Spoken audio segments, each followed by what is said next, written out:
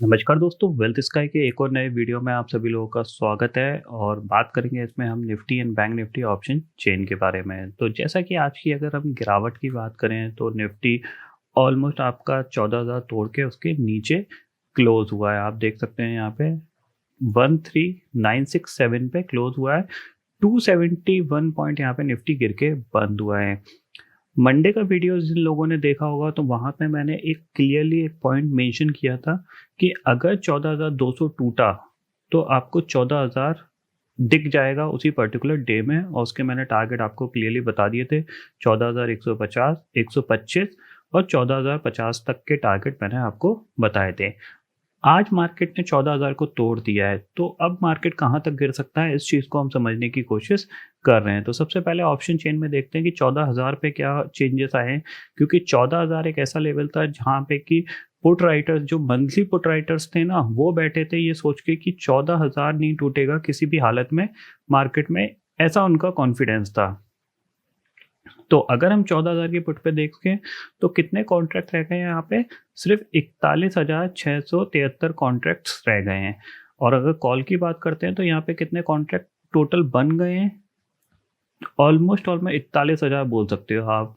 40962 contract है यहाँ पे। इसको मल्टीप्लाई बाय 75 कर लोगे, आपको एक्चुअल फिगर आ जाएगा जो कि वॉल्यूम के क्वांटिटी वाइज जो होगा।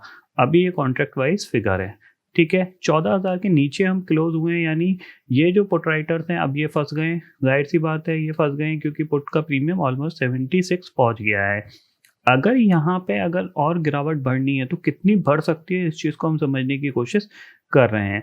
तो सबसे पहले आप देखो कि निफ्टी के चार्ट पे हम बात करते हैं। निफ्टी के चार्ट पे आज की अगर हम बात करें तो 5 मिनट का मैं अगर टाइम फ्रेम लगाऊं तो देखो, पहली ही 5 मिनट की कैंडल में निफ्टी ने 14,200 को तोड़ दिया था। यह लेवल था जो मोस्ट इंपॉर्टेंट लेवल था, इसको तोड़ दिया, फिर इसके ऊपर निकलने की भी कोशिश नहीं करी। तो ये फर्स्ट इंडिकेशन होता है कि यहाँ पे मार्केट में जो सेलिंग है वो काफ़ी हैवी है और नीचे बायर बिल्कुल भी इंटरेस्टेड नहीं है, ठीक है।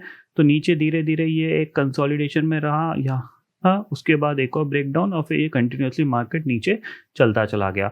अब कहाँ तक गिर सकता है उस चीज़ को मैं आपको समझा देता हूँ। देखो, निफ्टी अगले 2 ट्रेडिंग सेशन में अराउंड अराउंड 13,700 तक गिर सकता है, ऐसा एक्सपेक्टेशंस बिल्कुल क्लियरली है।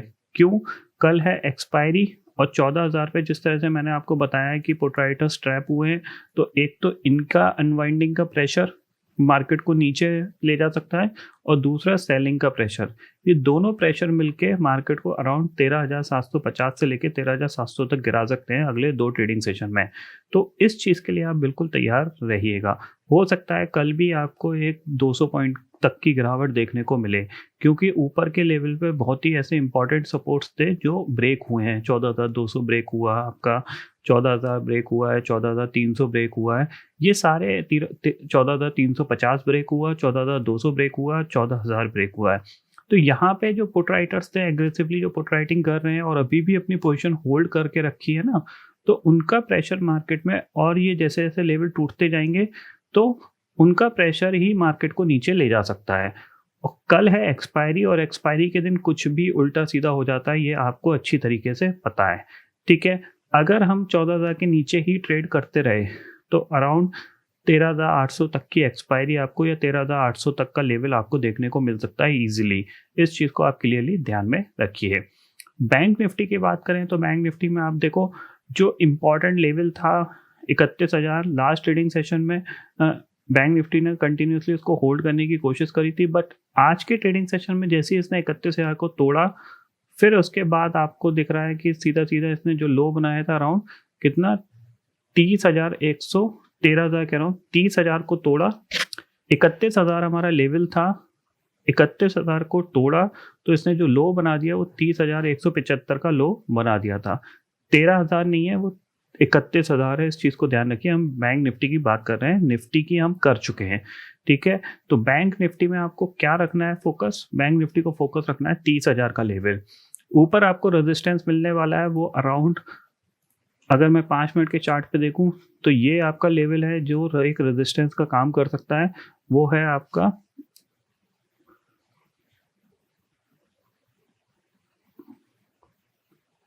30,500 के ऊपर बैंक निफ्टी को निकलने में काफ़ी दिक्कत होने वाली है। तो 30,500 के ऊपर जब तक नहीं टिकेगा तब तक ये सेलिंग में ही रहेगा, क्योंकि 30,500 निकलने के बाद इसने 30,500 के ऊपर नहीं निकल के काम किया है, ठीक है ना।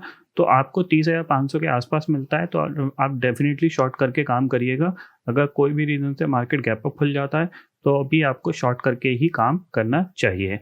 यहाँ पे अगर हम देखें तो 30,000 का टारगेट हमारे लिए कल का है, और अगर 30,000 टूटता है तो 29,500 टूटता है तो फिर आपको 29,200 तक आपको बैंक निफ्टी गिरता हुआ दिखाई दे सकता है, क्योंकि कल है एक्सपायरी और एक्सपायरी के दिन अक्सर बड़े मूवमेंट आ जाते हैं। लास्ट एक्सपायरी पे भी हमने बैंक निफ्टी को 1000 पॉइंट गिरते हुए देखा था, तो उसके लिए आप तैयार रहिएगा। ऐसा नहीं है कि मार्केट कोई रेंज बाउंड रहेगा। जिन लोगों ने फ्राइडे का जो मैंने वीडियो डाला था, थर्सडे का जो मैंने वीडियो डाला था, जब मैंने बताया था कि ये मंथली सीरीज़ है और मंथली सीरीज़ नॉर्मली ज़्यादातर टाइम मंथली सीरीज़ में एक ट्रेंड फॉलो अप होता है, या तो मार्केट ऊपर डायरेक्शन बनाता है या फिर मार्केट नीचे डायरेक्शन बनाता है। मंथली सीरीज़ में क्योंकि होता क्या है कि ज़्यादातर लोग जो प्रीमियम होता है उससे बहुत ज़्यादा खेलना पसंद करते हैं, क्योंकि जो मंथली जिन लोगों ने राइट कर रखा होता है उनको ऑलमोस्ट काफ़ी गेन मिल चुका होता है। तो एंड ऑफ द डे आते आते स्टॉक्स के भी जो ऑप्शंस होते हैं उनके भी प्रीमियम घट जाते हैं और बैंक निफ्टी और निफ्टी के भी घट जाते हैं। तो जब मार्केट ट्रेंडिंग जाता है तो होता क्या है कि लोगों को ऑप्शन में जो ट्रेडर्स होते हैं बड़े बड़े, उनको ऑप्शंस में बहुत अच्छे प्रॉफिट मिलते हैं। इस चीज़ को ध्यान रखिए। आप देखिए stock options end of the month में कितने रुपए के रह जाते हैं, वो 2-3 हज़ार रुपए के, और वही ऑप्शन 2-3 हज़ार के 40-40 50-50 हज़ार एक एक लॉट में बना के दें तो फिर उनको कितना बड़ा मुनाफा हो सकता है। इसी चीज़ को आप बिल्कुल ध्यान में रखिएगा।